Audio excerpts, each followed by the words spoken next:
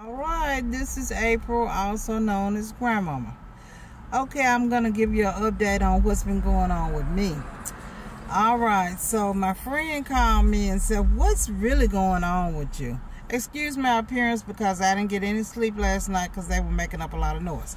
Okay, anyway, so she said, you ride solo, so what's really going on with you?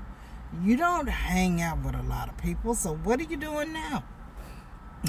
And I had to admit that she was telling the truth. So in your walk with God, you need to make sure that you have somebody that you can hold accountable and they can hold you accountable. Okay? And that's what she was doing. She was like, what are you doing? You know, you don't ride with people like that. You live by yourself. You don't let a lot of people come into your space. You're hearing from God, and you're doing accordingly. So now, I look back, I'm like, yeah, I've given out my number to 4 different people. That's not me at all. She said, you getting caught up. You better be careful. You're getting caught up. Be careful. So I had to come to terms. I'm like, hey, she's right. I've given my number out to 4 people.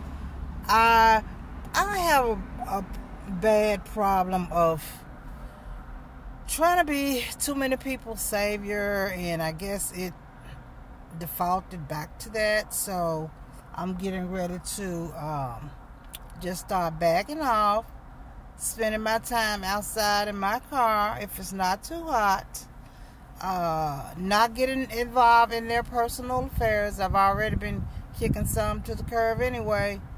But just calling to give you, just checking in with you all to give you a heads up. I didn't get much sleep last night because they were just doing a lot of laughing and talking. But the Lord said, no, don't have them written up. So I'm like, okay, all right, I won't have them written up.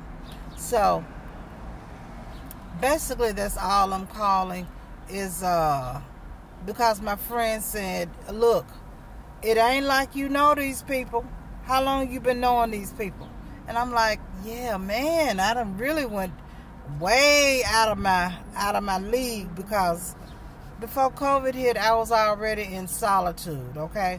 That's one of the best ways that I hear from God and get my battery recharged, and you know, so much that people try to hug me on a regular basis when I'm working because they know it's something about their energy that they need. I call them energy vampires that I've talked to you about.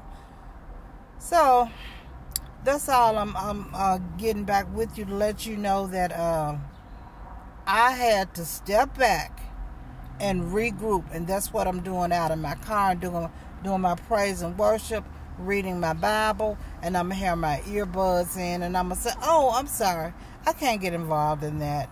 I got some things going on in my life that I need to be working on. Okay?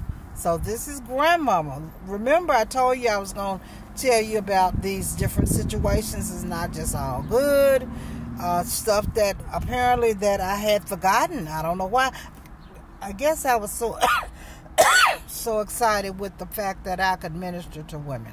Okay? But my cousin was like, approach with caution.